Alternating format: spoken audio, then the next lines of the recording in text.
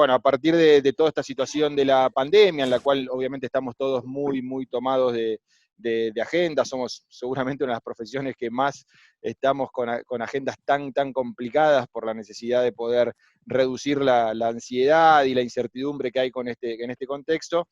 Tratamos de hacer actividades muy puntuales para acompañar a los socios en estas semanas. Y una de estas, gracias a la iniciativa de Gustavo Pedache, fue poder invitarte y tener el honor de escucharte un rato para que nos cuentes tu perspectiva de la situación global acerca de la pandemia. Así que la verdad que la idea era darte esta bienvenida, agradecerte muchísimo por tu tiempo, realmente repetirte que es para nosotros como consejo un honor poder contar con tu exposición en esta mañana.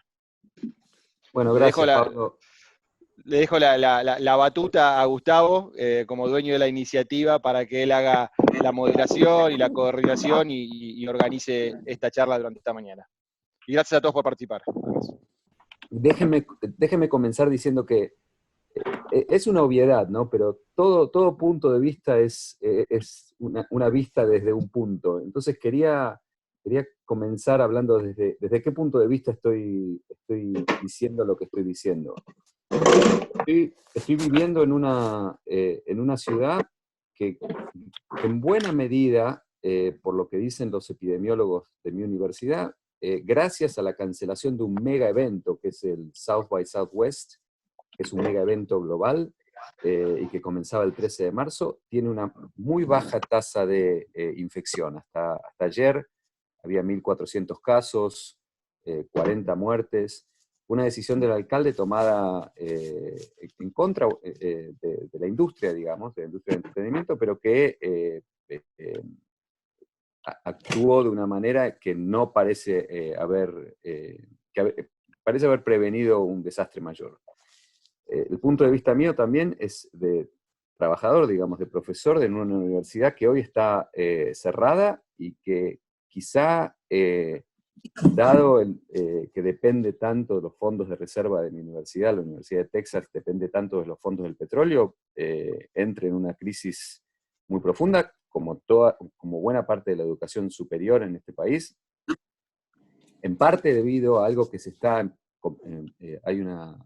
empezando a conversar ahora, hay una editorial de la presidenta de la Universidad de Brown, que se prevé una caída de la matrícula de los estudiantes internacionales muy fuertes, de la cuales depende buena parte de los ingresos de la universidad.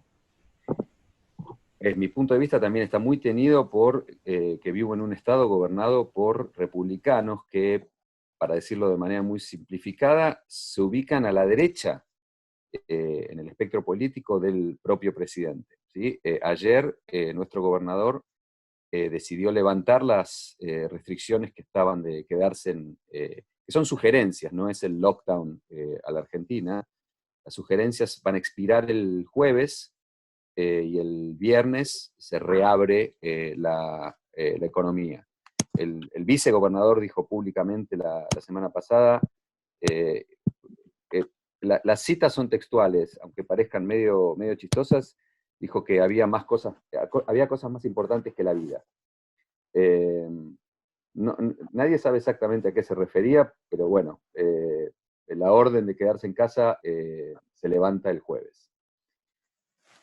Y también hablo desde un punto de vista de un país, y en esto sí es lo que me quiero detener un poquito más adelante, en la que una élite política se ha apoderado de un Estado a los efectos y esto no es yo soy sociólogo, digamos, no quiero hacer aquí una diatriba política, pero está más o menos establecido que la élite política a cargo del gobierno federal, la intención, esto está muy bien contado en el libro de El Quinto Riesgo de Michael Lewis, es una élite cuya función tiene destruir al Estado, ¿sí? Y esto se ve muy claramente en la desconfianza que tienen de tres campos que ustedes como comunicólogos saben muy bien que son centrales en cualquier crisis. Una desconfianza profunda del trabajo científico, una desconfianza profunda del trabajo académico y una desconfianza y enemistad muy fuerte con el trabajo periodístico. Esas tres arenas son centrales. Hay un artículo excelente del New Yorker que habla de esto, de cómo se manejaron las crisis diferentes en Seattle y en New York, y que pone esto muy bajo la lupa. Bueno, entonces, ese es mi punto de vista y no esperen ninguna revelación, ningún hallazgo, ninguna predicción de mi parte. Estaba leyendo lo que había escrito Andrés Malamud sobre, digamos, las predicciones sobre el destino de cómo, digamos, cómo se va a desarrollar la globalización.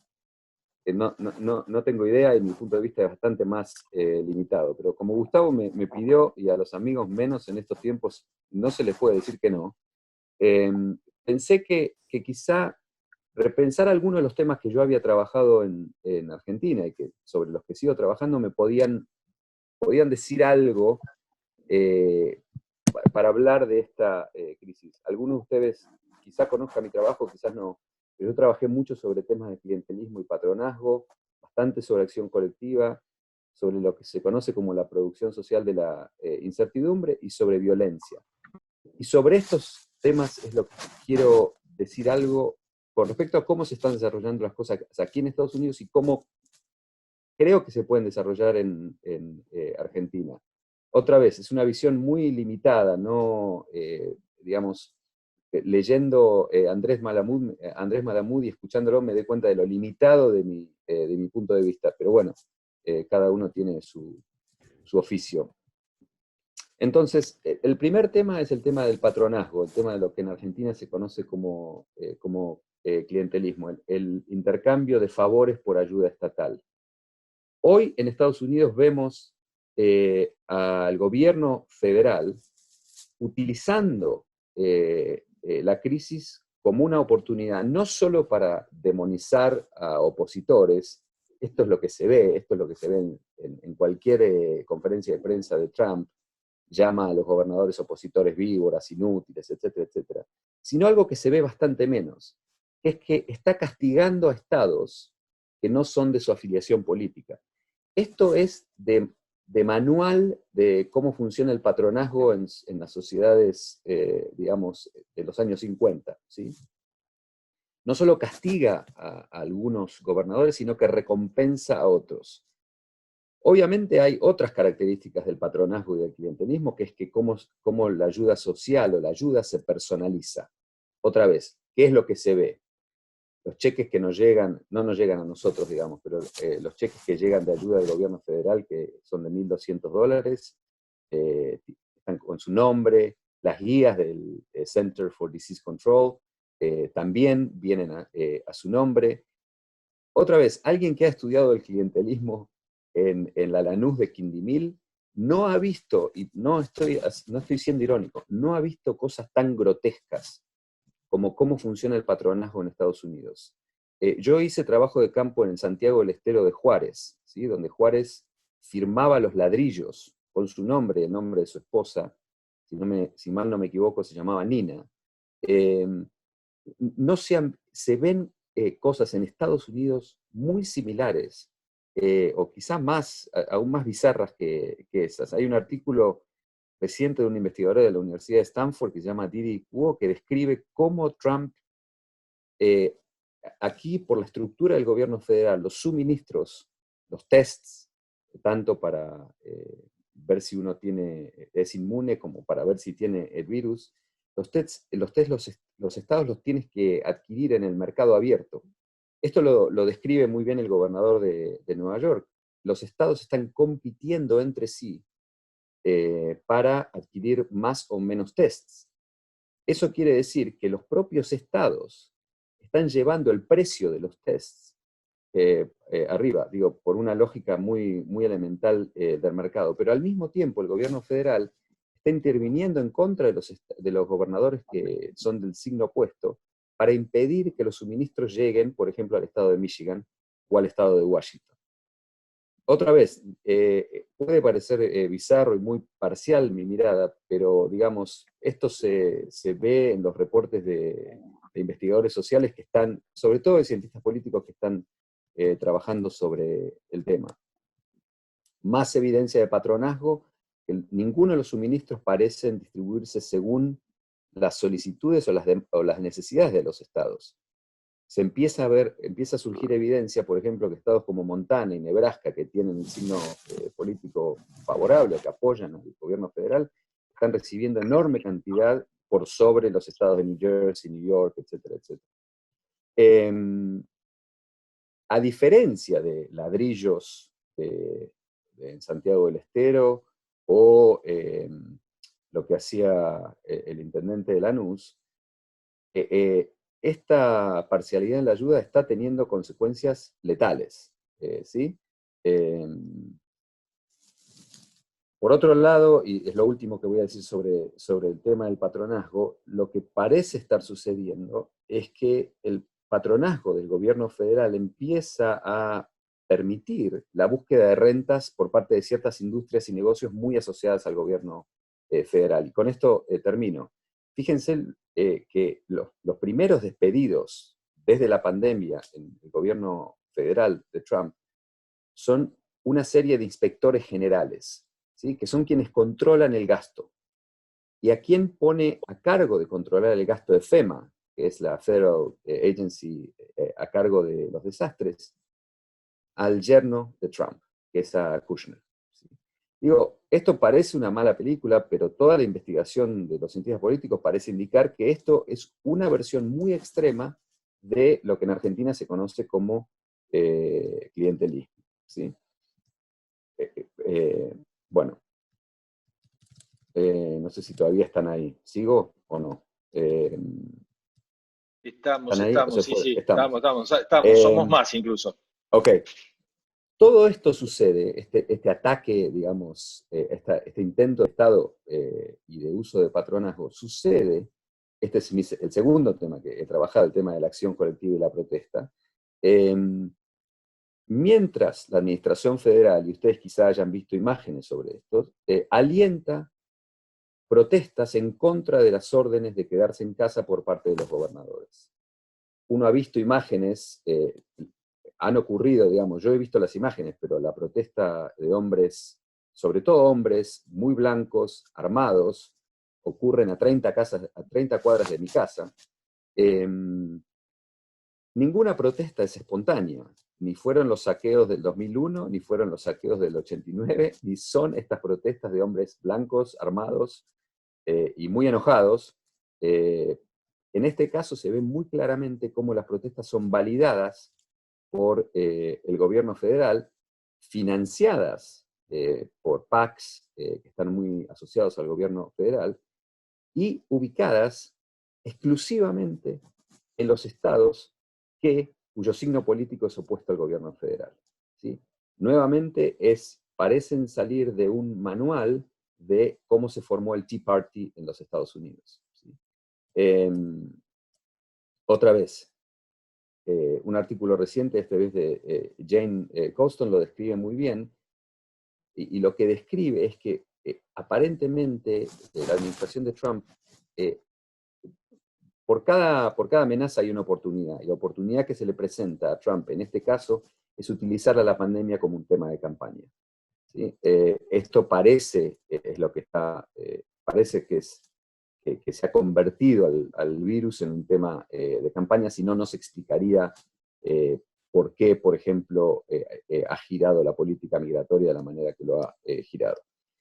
Y aquí sí me quiero detener en una comparación con Argentina, porque ustedes conocen mejor que yo las conversaciones que hay en Argentina sobre la grieta y la polarización del campo político. Creo que quienes hablan de la grieta en Argentina no han visto una verdadera grieta. Y la verdadera grieta, creo que un campo realmente polarizado es el que hoy, digamos, se ve y por esto, con esto podemos discutirlo, pero cuando el campo no se divide entre izquierda y derecha, o republicano y liberal, sino entre quienes confían en el expertise, confían en la ciencia y el fundamentalismo religioso, el campo político se divide entre creen en el poder de una vacuna y quienes no, quienes, digamos, creen en cierta modernidad y en el capitalismo, y quienes creen en el capitalismo en esteroides y ciertas creencias medievales, como las tenemos aquí en Texas, y lo estoy diciendo sin ironía,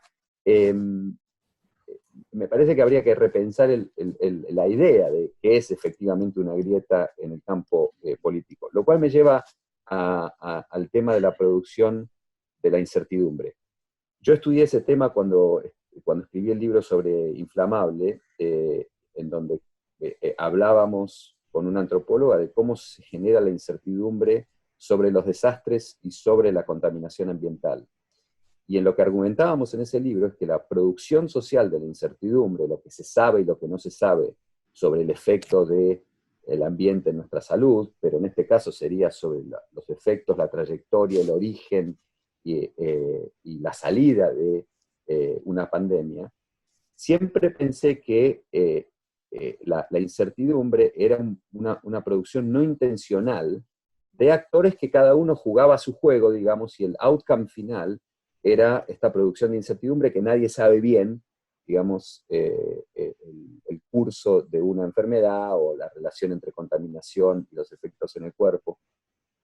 En realidad, me tomé el trabajo, otra vez a instancias de la invitación de Gustavo, de mirar un rato, un par de horas, el canal Fox. Y realmente, no se los recomiendo, ¿sí? Pero realmente uno ve falsos doctores, falsa información, falsos expertos hablando del virus. Yo pensaba, desde la sociología, siempre pensamos que esta producción de incertidumbre no es intencional. Y realmente confieso que viendo un rato Fox News que tiene millones de televidentes, pongo en duda esa creencia, ¿sí? De que efectivamente en este caso es una producción intencional de la incertidumbre. Esto no es solo un tema de representación y de comunicación. Cuando se instala de esta manera la incertidumbre, esto se empieza a traducir en ambigüedad en las políticas. Por ejemplo, en las guías de conducta, ¿sí? Yo tengo comunicación con muchos académicos, digamos, y cuando hablamos del tema de este tema de la producción de incertidumbre, estamos viendo cómo esto se está destilando al interior de las familias, ¿sí? Cuando hay incertidumbre tan generalizada, yo no le puedo decir a mi hijo de 16 años que no salga a la calle, porque él me dice, pero si acaban de levantar las restricciones.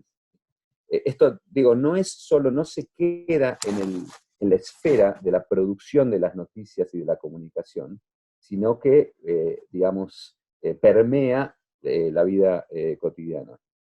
Y esto desnuda, y en esto voy terminando, hace evidente, me parece, que para ciertos sectores del campo político, lo que no debería existir es la sociedad. Y lo que uno ve, lo que creo que desnuda esta pandemia y de lo que la grieta en realidad se trata, es que para ciertos sectores lo que debe existir es solo la economía, ¿sí? Es muy interesante una comparación, un artículo que hay en The Guardian sobre una comparación sobre cómo las sociedades abordan a la pandemia, ¿sí? Y cómo el Estado puede, digamos, fomentar la confianza en el gobierno, o puede, porque no confía en algo que se llama sociedad, digamos, pensar en solo la acción estatal y la economía, ¿sí? En eso me parece que es donde ciertos estados, como el estado de Texas, están dejando descubrir, digamos. Y esto me lleva a y otra vez, voy terminando, pero me lleva, no puedo predecir nada, no me gustan dar profecías ni sé lo que va a suceder. Pero sí hay una convicción entre los cientistas políticos que están trabajando sobre el tema y los sociólogos de que de esta pandemia se va a salir con más Estado, ¿sí? Ahora, lo que nadie sabe es de qué tipo de Estado hay, y para hablar muy simplificadamente, se puede salir con más estado de bienestar, se puede salir con un modelo nórdico, o se puede salir con un estado más vigilante, ¿sí? Un estado más policial. Eso nadie lo puede predecir, ni Malamud, digamos, porque eso depende no de la pandemia, sino de actores que están fuera del Estado. Depende de acción colectiva, depende de la protesta, depende de lo que hagan actores que están por fuera de las élites, ¿sí? Esto no es por ser, no quiero sonar populista, pero históricamente lo que hacen los estados depende de los challengers, digamos, no depende solo de decisiones al interior del estado. Una cuestión más que es mi preocupación actual, que es el tema que he trabajado, sobre el que he trabajado hasta hace un año y que vengo trabajando ahora, que es el tema de la violencia. En esto hay datos alentadores y desalentadores, por un lado, en todo el mundo, ¿sí? Vemos cómo en realidad la violencia pública, por los efectos del lockdown, y de manera no sorprendente, ha disminuido en prácticamente casi todos los países. Uno ve datos de Sudáfrica, ve datos en Europa, ve datos de ciudades de San Francisco que tenían altos grados de violencia, y todos los tipos de violencia, desde homicidios, asaltos, violaciones, han disminuido dramáticamente. Esto es medio lógico porque se ha retirado la gente del espacio público. El tipo de violencia, otra vez de manera no sorprendente, que ha aumentado exponencialmente es la violencia doméstica. Y la violencia doméstica, el caso de la violencia pública ha disminuido en prácticamente todos los países menos en México. Y esto tiene que ver con lucha de los carteles porque se han cortado supply chains, se han cortado cadenas de aprovisionamiento para algunos de los elementos que se utilizan en la producción de las drogas que se venden en Estados Unidos. Pero México es un outlier en este caso, es un caso excepcional. En el resto de los países la violencia pública ha disminuido. En la mayoría de los países, sobre todo los que no han prohibido la venta de alcohol durante el lockdown, algunos países lo hicieron, otros no, hay una relación muy estrecha entre el consumo de alcohol y la violencia doméstica, sobre todo contra la violencia doméstica, obviamente contra las mujeres, en esta enorme mayoría de los casos. Este tipo de violencia ha aumentado, y con esto sí termino, en un reporte de la Harry Frank Guggenheim, que es la fundación que más y mejor estudia todos tipos de violencia, si es que hacen alguna predicción, es que cuanto más largo se mantengan las restricciones de la pandemia, más son las chances de que por un lado se corten las cadenas de aprovisionamiento, y si esto sucede, que empiezan a surgir episodios como los que Argentina vio en el 2001, que es casos de violencia colectiva, ¿sí? Sobre todo a los efectos de aprovisionamiento. Gustavo, yo sé que esto no es lo que esperabas, pero es lo que me salió preparar muy brevemente. No sé si ahí quedó alguien ahí después de esto. Al menos Sí, veo están todos. Lo que pasa, veo que Gustavo estás. no, lo que pasa es que como está jorobado está jorobada la conexión en todos lados, todos estamos ahorrando ancho de banda. Ah, bueno, ahí dice, veo que alguno está y veo que... Hola. Bueno, Bueno. ahí abrimos a las preguntas. Vamos a hacer una cosa, porque si no... Sugiero que desconectes tu cámara. Va a ser un lío. Nos silenciamos todos. No quiero ser así. Sí, ahora la desconecto, tenés razón. Nos silenciamos todos y ahí vamos con las preguntas. Las cosas que contaste, nosotros tenemos con tu disciplina y la nuestra varios puntos de contacto. En definitiva, muchas veces con las cosas que nosotros elaboramos para que digan otros o para que digamos nosotros, vamos de alguna manera moldeando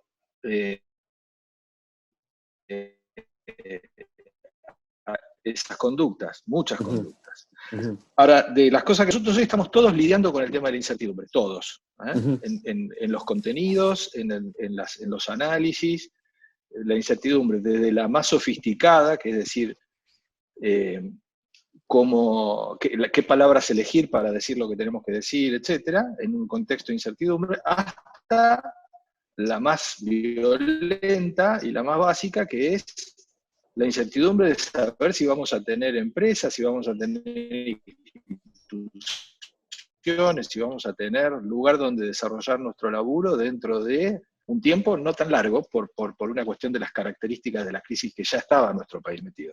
Entonces, me llamó la atención mucho y fuerte esto del concepto de producción de incertidumbre que vos usás. Vos decís, la producción de incertidumbre no es intencional, o en teoría no es intencional, pero estás viendo hoy producción de incertidumbre muy intencional y además sofisticada. Para nosotros eso tiene mucho que ver con la circulación de noticias falsas, la circulación de escenarios conspirativos, etcétera, etcétera. Si querés, mientras el resto piensa alguna cosita, metele un poquito más a eso de la producción de incertidumbre, que para nosotros es un issue muy interesante, es un insumo. Mira, es una muy buena pregunta. Nosotros estudiamos el tema, digamos, yo por un lado leí mucho cuando, sobre el tema, sobre cómo se conocen, cómo se adquiere conocimiento, cómo se produce y cómo se adquiere conocimiento en contextos en donde, digamos, pensemos en desastres, tanto desastres industriales o desastres naturales, ¿sí? Aunque no hay desastres naturales, efectivamente, pero pensemos en Chernobyl, o pensemos en Katrina, o pensemos en el caso, como hicimos nosotros, de Villa Inflamable, ¿sí?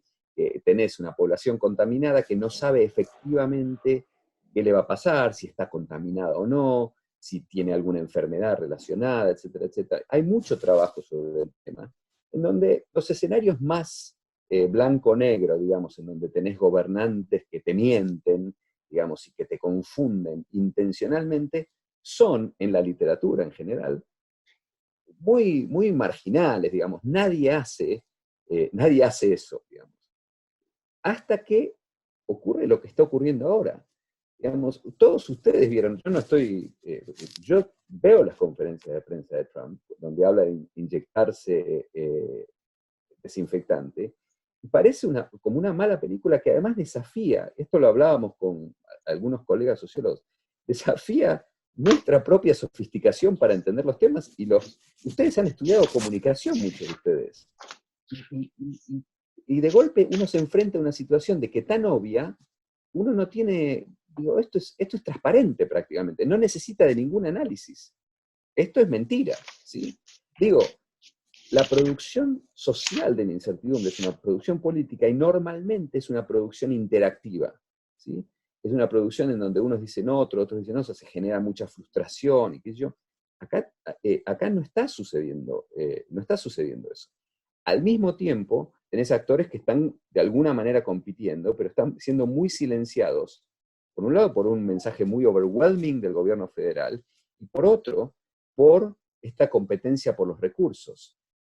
Cuomo, si bien es una voz un poco, como dice el artículo de New Yorker, un poco tardía, pero muy clara en el manejo de la pandemia, al mismo tiempo sabe que no puede confrontar demasiado con el gobierno federal porque necesita suministros del gobierno federal, ¿sí? Entonces, para mí es como medio sorprendente que uno pensaba que tenía herramientas sofisticadas para estudiar la comunicación y esta producción de la incertidumbre, no solo a nivel de la comunicación, sino de que lo que la gente efectivamente entiende que está sucediendo, cuando esta realidad parece ser bastante más transparente. La gente está muy confundida.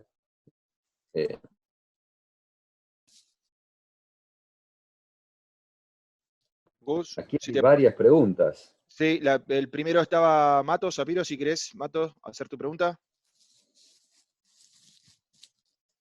Muchas gracias. Bueno, gracias Javier por toda esta exposición.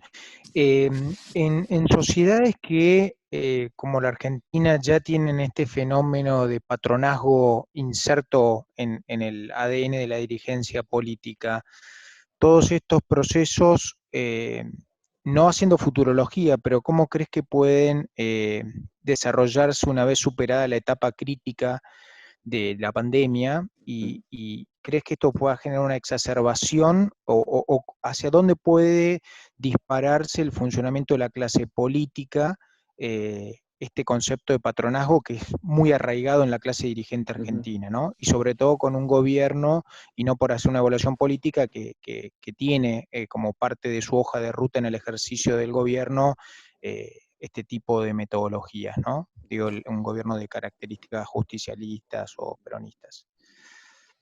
Mira, es una pregunta interesante y difícil de anticipar, porque por un lado, por un lado, las redes de patronazgo, esto es, las redes de distribución de recursos a donde tienen que llegar, digamos, dependen justamente de los recursos que tenga el Estado. Y vamos a hablar en temas muy concretos, digamos, y ahora sí mi punto de vista se mueve desde lo que describí al principio de la charla, desde Austin, a estar colaborando con alguien que vive y con la que nos hablamos permanentemente en Solano, digamos, en una zona profunda del conurbano sur bonaerense, ¿sí? Esas redes de patronazgo hasta, digamos, febrero, funcionaban a la manera muy tradicional, digamos, los recursos del Estado. Algunos llegan de manera general, otros se canalizan por digamos, los mediadores, llamados punteros, ¿sí? Esto no fue de ninguna manera diezmado en el gobierno anterior. Digamos, yo vengo siguiendo este tema porque es como siempre le digo a Gustavo que es como casi un chiste, es como mi rasguña en las piedras, es como mi canción que vengo tocando desde hace 20 años y que cada vez que hablo, cada vez que expongo algo me hacen alguna pregunta al respecto, entonces decidí, al menos voy a seguir viendo cómo evoluciona el tema. Esas redes no han sufrido una merma en su funcionamiento ni en los recursos que tenían durante los 4 años anteriores y siguen operando hoy. Ahora, los recursos que tiene el Estado para distribuir es probable que disminuyan, ¿sí? Aunque en un momento como este se están expandiendo, eventualmente la canilla se va a cortar. Y eso va a depender lo que hagan estos mediadores, cómo se alineen, y va a depender de luchas políticas. Por esto, en mi escenario más pesimista, en un escenario pesimista, puede ser de que esas luchas desemboquen como desembocaron en el año 2001, que es con violencia colectiva, ¿sí? Porque si no se alinean esas redes bien, esas redes de mediadores bien, lo que puede empezar a suceder es que a los efectos de resolver disputas, algunos de estos que quedan afuera del juego y de la distribución, como sucedió en el 2001, alienten episodios de acción colectiva. No quiero decir que esto, porque no hago futurología, no quiero decir que esto vaya a suceder. Quiero decir que ese es un escenario posible. El otro es que efectivamente estos punteros son cómo el Estado está llegando a estos territorios, ¿sí? Y en ese sentido, si yo fuese, digamos, otra vez, no quiero sonar político en esto, pero hay que tener inteligencia política para decir, bueno, si el Estado es como está llegando, si el Estado está llegando a estos territorios que son muy explosivos por las características que está teniendo la pandemia en esos lugares, en realidad habría que alentar el funcionamiento de estas redes, no restringirlas. No es un momento para combatir al cliente. Perdón, voy a decir una barbaridad, pero bueno, estamos en un espacio semi-privado. No es un momento para combatir las redes clientelares, es un momento para llenarlas de recursos, ¿sí? Perdón si esto puede sonar un poco crudo, no es que estoy defendiendo de ninguna manera esta manera de hacer política, pero en este contexto en donde tienen que llegar recursos hasta los sectores más bajos, fíjense que a diferencia de los Estados Unidos, el problema es que a gente la desalojen, o que pierda, o que no pueda pagar el préstamo de sus casas, digamos, esta es la crisis que hay, es una crisis de alquileres y de préstamos de mortgages, de préstamos a los bancos. Ese no es un problema en los sectores populares en Argentina, entre otras cosas porque han resuelto el tema de la vivienda por la ocupación, ¿sí? por los asentamientos, etcétera, etcétera. El problema es otro, el problema es la llegada de recursos alimentarios. Para eso, las redes clientelares, y en esto no estoy hablando solo del puntero del barrio, estoy hablando de los cientos de comedores que existen y que están manejados por gente vinculada a estas redes, este no es el momento para hacer, estoy hablando un poco ya como político, para hacerse el republicano, ¿sí? En el sentido argentino, ¿sí? Y decir, esta manera de hacer política se termina acá. Ahora sí que se fueron todos con esto. No, estamos todos y hay una lista de preguntas, Javier. La siguiente que estaba anotada era Marcela Goldín. Marcela, si querés hacer tu pregunta. Sí, acá estoy, buenos días, estoy tratando de prender la cámara que no enciende. Bueno, porque está detenido por el hospedador, así que, ¿pero me escuchan? Sí, sí, perfecto, te escucho, dale, sí. Te escucho. Gracias, la verdad, mucho para pensar. Un comentario cortito y después va la pregunta. Yo me abstengo de las conferencias de Trump, dejo que me las tabice John Oliver, de quien soy fanática, como todo este grupo sabe. Así que, pero a ver, el tema que me interesaría ver si podemos profundizar, si vos podés profundizar, es lo que hablaste de si de esto se sale con más Estado y con qué tipo de Estado, ¿no? Con el Estado vigilante, o qué tipo de Estado vigilante, no sabemos, no podemos hacer futurología, pero desde el punto de vista sociológico tuvimos una discusión, en el sentido británico de la palabra, interesante en nuestro chat sobre una nota de un surcoreano que no recuerdo quién era, que hablaba de estos temas. Se horrorizaba mucho de la vigilancia del Estado, y bueno, algunos, entre ellos yo, reconozco, planteé que nos horrorizaba la vigilancia del Estado, pero que podíamos convivir más con una vigilancia bastante similar del sector privado, salvo casos como el escándalo de Cambridge Analytics o, bueno, no muchos más. El uso de nuestra data personal por parte del sector privado o de las empresas con fines comerciales no nos asusta tanto, parecería, como el uso de nuestra data con fines de salud por parte de un Estado.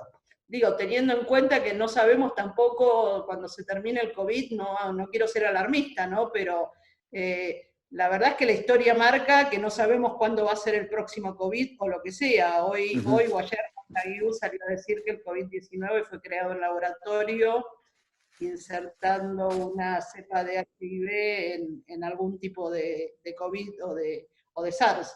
Así que, bueno, quería un poco tu reflexión sobre esta cosa de cómo vamos a adaptarnos a la necesidad de protegernos en un mundo que se pone cada vez más difícil, parece, ¿no? Sí, a ver, es una pregunta, yo no tengo una respuesta. En la ciudad de Austin, el gobierno municipal todas las semanas nos da una nota, digamos, a la comunidad, ¿no? Digamos, A, B o C, de acuerdo a cuán buenos somos en no juntarnos demasiado, ¿sí? ¿Y cómo saben eso? Por los datos del teléfono, ¿sí? Digamos, es bastante sencillo. Si ven muchos teléfonos juntos en lugares públicos, nos bajan la nota, ¿sí? Esto, digamos, para quienes conocen algo de las ciencias sociales, es algo que ni siquiera Foucault, en su versión más extrema del panopticismo y del control, hubiese previsto. Lo extraño, y aquí sí es una versión es muy subjetiva lo mío, es que yo agradezco que el Estado esté haciendo eso, ¿sí? Digo, otra vez, ya sé que la mitad de ustedes se va a ir por esta barbaridad que estoy diciendo, pero en realidad yo quiero un Estado que me proteja, ¿sí? Y en este particular caso, quiero que me proteja de gente que, como los estudiantes en Florida que se fueron y dijeron no me importa nada, o como hoy están haciendo en California, producto en parte de un mensaje no claro de parte de los gobiernos, están violando las leyes digamos, las sugerencias del distanciamiento físico. Hay mucha gente, digamos, uno puede decir, bueno, es una subjetividad la mía y la de mucha gente que ya ha sido manufacturada por estos deseos que el Estado me controle. En este caso, a mí me gustaría más Estado, me gustaría un Estado que sea no estoy hablando de un Estado estalinista, estoy hablando de un Estado que dé un mensaje más o menos claro, y no estoy inventando, digamos, el Estado de Washington está operando de la manera, y es un Estado dentro de los Estados Unidos, la ciudad de Seattle, está operando de la manera más o menos consistente, y ha reducido mucho más, y esta es la nota del New York, ha reducido mucho más los grados de infección, por otras características también, ¿sí? Por la baja demografía, etcétera, etcétera. Digamos, pero lo que uno quiere es un Estado que y quizá es un poco polémico, yo en realidad bienveniría, ya sé que no es una palabra en español, bienveniría a un Estado que se meta en mi casa, en este caso particular. ¿Sí? Porque lo que está en juego no solo es mi confianza o las redes de confianza sobre las cuales se basa un sistema democrático. La idea de que un sistema democrático se basa en la relación entre un individuo y el Estado no es cierta. La democracia se basa en relaciones de confianza entre el Estado y los ciudadanos. Y esas relaciones de confianza se fomentan en la relación entre Estado e individuos. Por eso es que creo que cuando el alcalde o la vicealcalde nos dice, bueno, les dimos una B o una C, por lo mal que se portaron este fin de semana y salieron todos, en realidad a mí me da cierta confianza en el Estado. Están haciendo las cosas bien. Ahora, en la lógica de tu pregunta y de mis sospechas también, se están metiendo muy profundamente en nuestra vida privada. Es cierto. Y esto es lo que Foucault y tanta otra gente hablaba del doble filo, y el double-edged sword de la gobernamentalidad. Gracias, Javier. Estoy hablando demasiado, discúlpenme. No, por favor, la verdad que es un lujazo que nos estamos dando. La tercera en la lista era Marisa Ramos, pero nos está diciendo que está con problemas con el audio, así que voy a repetir su pregunta. Ella te pregunta más que nada por cuestiones electorales en Estados Unidos. Ella dice, me encantaría preguntarle sobre la posibilidad de Andrew Cuomo como candidato demócrata en reemplazo de Biden, ya que su figura ha crecido con esta crisis y la puede ser Michelle Obama candidata a vicepresidente. Sobre eso, no, digamos, el mismo Cuomo dijo que no le interesaba ser candidato a presidente y las reglas en el Partido Demócrata son bastante claras y las últimas encuestas, hoy leía una nota de Steve Levitsky que habla de las últimas encuestas, en realidad le dan positivo a Biden. No nos olvidemos que todas esas encuestas tienen altísimo margen de error, un margen de error que es bastante más grande que la diferencia en la que se decidió la última elección, que fueron 3 estados. Así que todas las predicciones son muy complicadas por cómo funciona el sistema electoral aquí. La decisión va a caer en lo que hagan, en cómo se decide esa elección en 3 o 4 estados. Respecto a es bastante claro que Biden mismo dijo que su candidata a vicepresidenta iba a ser una mujer.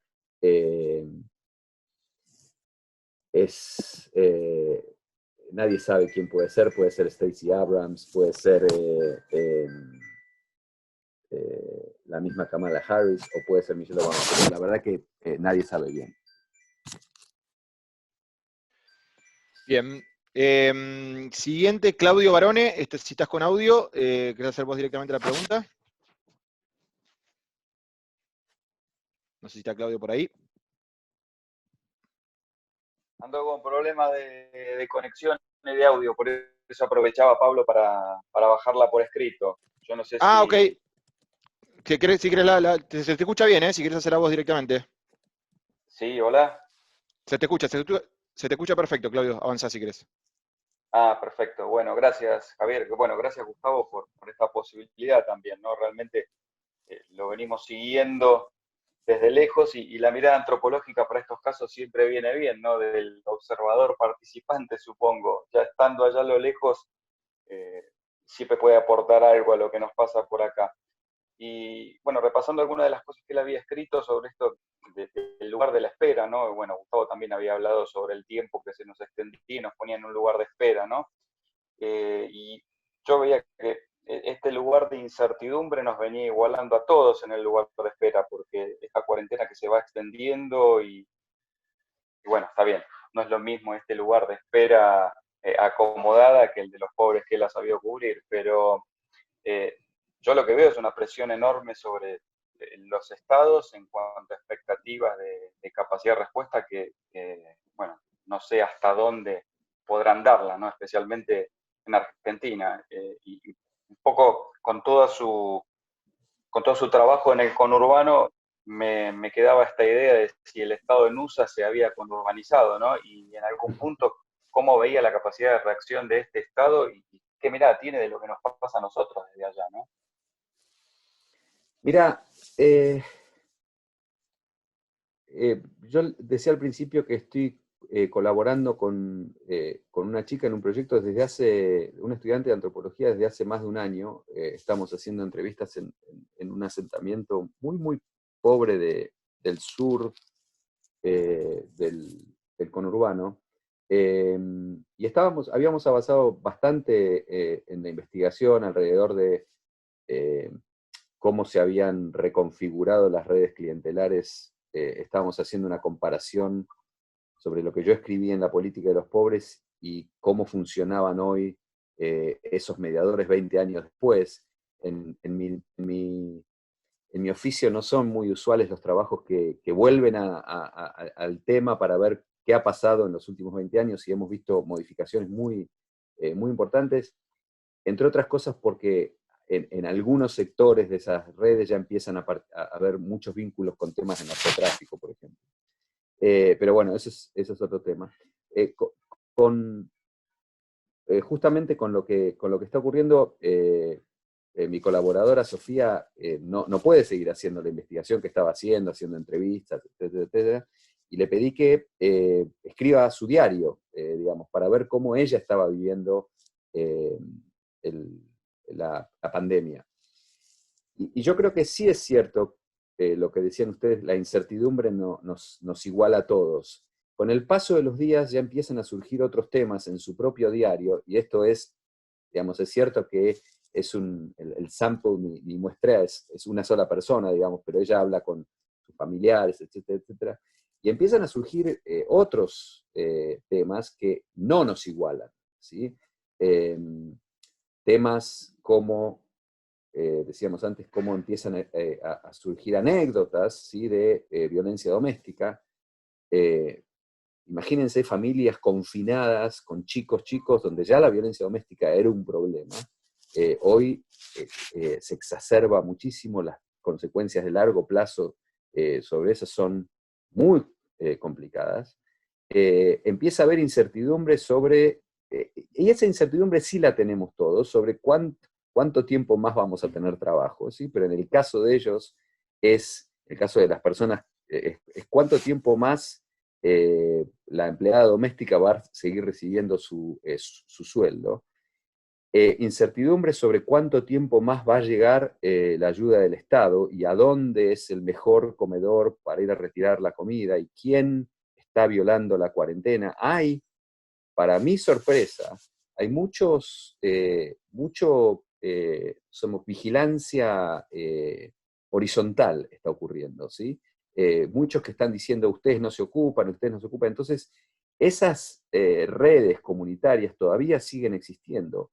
¿Cuánto tiempo más pueden,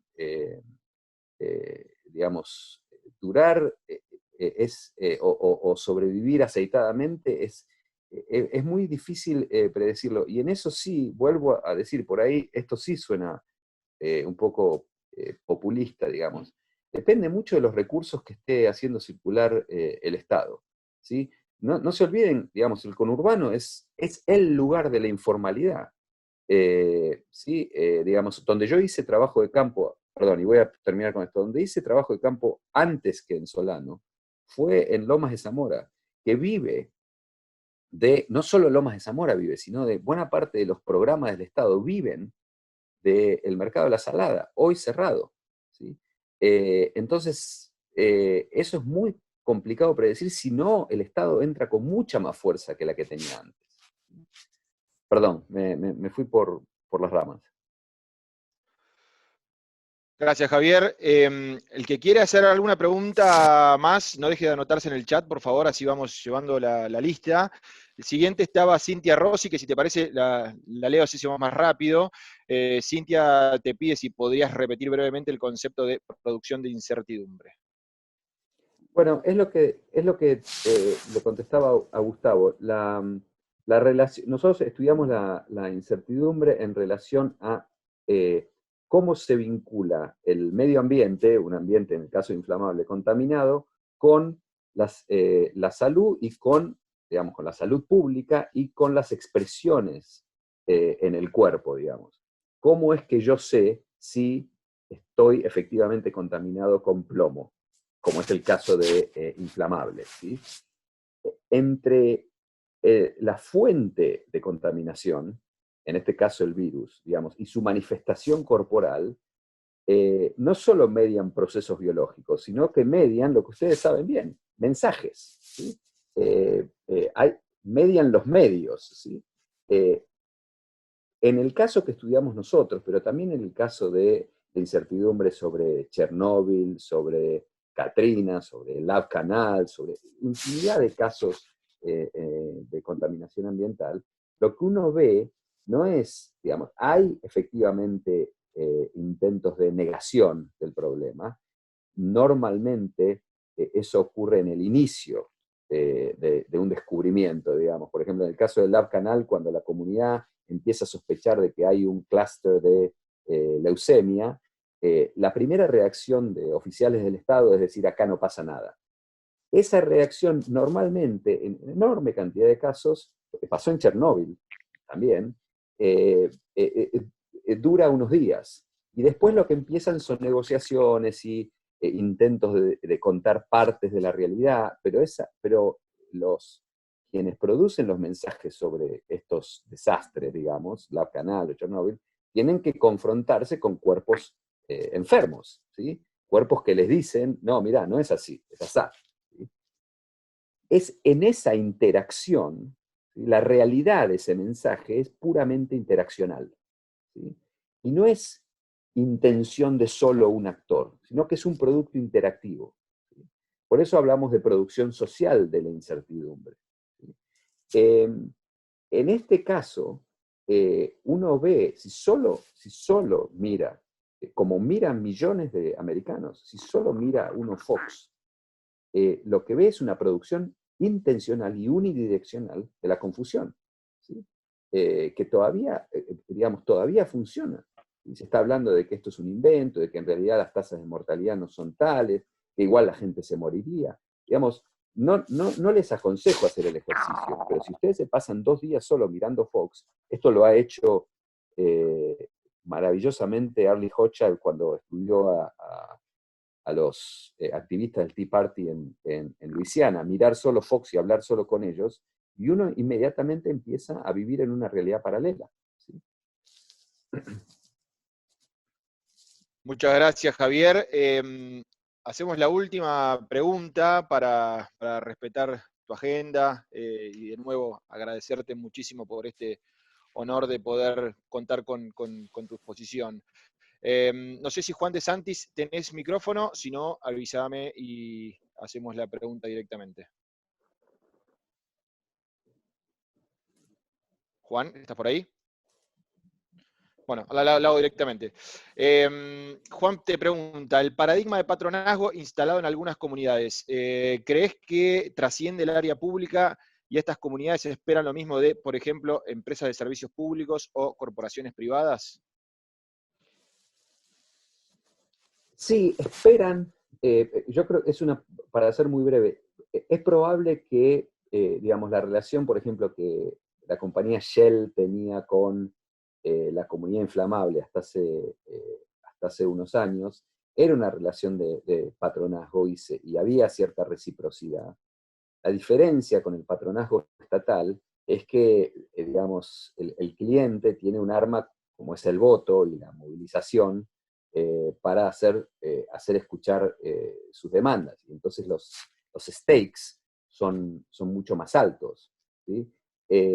yo creo que efectivamente, digamos, yo sé que es algo que nos preocupa a todos, el tema de cómo funciona el patronazgo y cómo funciona el clientelismo hoy, pero creo que son dos, digamos, dinámicas sociales y políticas muy distintas las que se establecen entre una, digamos, empresa privada que favorece a un barrio, a un grupo, etcétera, etcétera, y la que se da en el Estado, justamente porque vivimos en democracia y por el otro lado porque los recursos del Estado son infinitamente mayores y llegan a muchos más lados. ¿Sí? Genial. Bueno, muchas gracias. Sí queda una última que llegó en el último minuto, así ya no te robamos más. Agustina Birenbike, si querés hacer la pregunta, si no, la repito yo. ¿Estás por ahí, Agustina? Estás en mute, ¿eh? Dice léela. Listo, perfecto. Me hacen trabajar. Bueno, ella te gustaría preguntar, si bien a modo general todos creemos que Trump está manejando la pandemia de manera casi escandalosa, ¿crees que la sociedad estadounidense lo ve de la misma manera, más que nada pensando en las futuras elecciones presidenciales? No, lo que se ve es así como el campo político está muy extremadamente polarizado, lo que se ve es que también comunidades, ciudades, están polarizadas en relación a cómo están manejando la pandemia. Pero ahí hay una dinámica política. Por ejemplo, Austin, donde vivo yo, es una ciudad liberal, ¿sí? Donde tradicionalmente votan los demócratas, donde tenemos órdenes de quedarnos en casa y todos, digamos, más o menos hacemos las cosas como hay que hacer. Ahora, el gobernador acaba de decir que esas órdenes cesan a partir del jueves y que las ciudades no tienen poder para recomendar otra cosa. Digamos, a ver, les voy a dar un ejemplo muy concreto. La ciudad de Austin prohíbe hace 2 o 3 años el uso de bolsas plásticas porque contaminan. ¿Sí? El gobierno del estado de Texas dice, ustedes no pueden hacer esa prohibición. Prohíben la prohibición. La ciudad de Denton dice, prohibimos el fracking, dentro de los límites de la ciudad. El gobierno del estado donde está Denton le dice, prohibimos esa prohibición. Entonces, es cierto que yo puedo seguir pensando en el desarrollo de la pandemia de una manera, pero eso no se traduce necesariamente en lo que se puede hacer y lo que se puede enforce, ¿sí? Entonces, va a depender mucho de lo que haga cada estado y lo que haga por la propia estructura federal y de cómo funciona en cada estado, lo que haga cada ciudad, si es que cada ciudad puede hacer algo distinto. ¿Sí? Y esto también está muy sobredeterminado por lo que haga el gobierno federal. Digamos, en Argentina se prohíben los vuelos internacionales y se acabó. ¿Sí? Aquí eso no sucede y tampoco puede suceder con vuelos locales. Entonces, digamos, yo creo que hay dos cosmovisiones o dos visiones muy distintas de lo que está sucediendo. En esto estoy de acuerdo con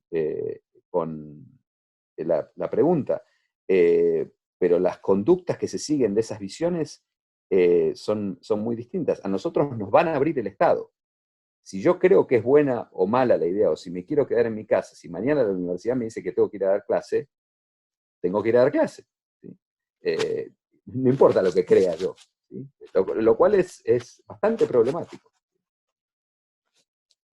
Gracias, Javier. Le doy, ahora sí, definitivamente la última pregunta para no robarte más tiempo. Marcela Goldín, ¿querés hacer tu pregunta que tenías ahí pendiente? Y ya con eso cerramos. Muchas gracias, Pablo. Privilegio de veterana. Me parece que hay un tema que no tocamos y que tiene que ver cómo se acomoda la clase media, que es nuestro grupo de pertenencia, donde nos movemos y más contacto tenemos. En realidad, percentilmente seríamos más alta que media, a toda esta situación, porque me parece, no sé, destrozame si querés después, Javier, va a ser uno de los sectores que por lo menos en países como el nuestro va a tener un peso grande respecto de la salida de esto, ¿no? Porque no va a recibir, y Y a ver, esto no es un juicio valorativo, es una descripción de la realidad. Y lo que yo percibo, y un poco decía antes en el chat este tema de los intereses políticos y la falta de, si querés, de generosidad de los sectores frente a esta situación, no sé si está a la altura las reacciones de la clase media, si va a poder tener la plasticidad suficiente para aceptar que no vamos a seguir viviendo como vivíamos antes de la pandemia, por lo menos por un buen tiempo. Me preocupa, mientras vos hablabas, me llegó un WhatsApp de un grupo de amigas, colegas, con este del caballo de Troya, no sé si lo han recibido. Yo no adscribo políticamente a este gobierno, este comentario es absolutamente político, al gobierno de la Argentina, pero donde hay una puerta que dice democracia, Alberto Fernández llevando un caballo de Troya, que dice medidas contra el coronavirus, y adentro, bueno, Chávez, Castro, etcétera, etcétera. Me parece que ahí las clases medias están teniendo que entender que van a tener que tener un comportamiento distinto del que vienen teniendo hasta ahora. Y no es un comentario político, reitero. No sé cuál es tu opinión. Mira, es difícil, es muy difícil saberlo porque las clases no actúan, digamos, y menos la clase media argentina, no actúa como un todo, ¿sí? Actúan a partir de sus organizaciones, sus miedos, sus afiliaciones políticas. Entonces, es muy difícil saber, porque la naturaleza, otra vez, la naturaleza, este miedo con el que todos nos confrontamos, es muy particular. Entonces, otra vez, volviendo, y sin juicio de valor, quizá ciertos sectores sociales, subalternos, clase media alta, en realidad pida a un Estado que nos controle más. Digamos, yo me encuentro en una posición un tanto extraña, porque yo, en realidad, cuando escuché que el gobierno federal de Estados Unidos, pero esto no es Trump, esto hubiese sido así como con Obama, hasta que él, si no modificaba esa política, que el gobierno federal deje que los estados, o sea, que las provincias en Argentina, compitan entre sí por tests, digamos, por suministros médicos, me parece una locura. A mí me gustaría un gobierno mucho más centralizado, entre otras cosas por una lógica puramente económica, que todos, yo, el consumidor, termina pagando entre 3 y 10 veces más cada test, porque tenés a los estados compitiendo entre sí. Eso, no estoy diciendo que convirtamos al gobierno, digamos, en Chávez, Cuba o lo que sea, digamos.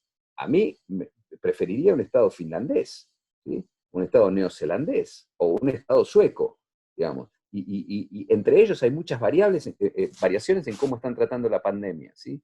Pero quiero decir, quizá, por eso decía que nadie sabe.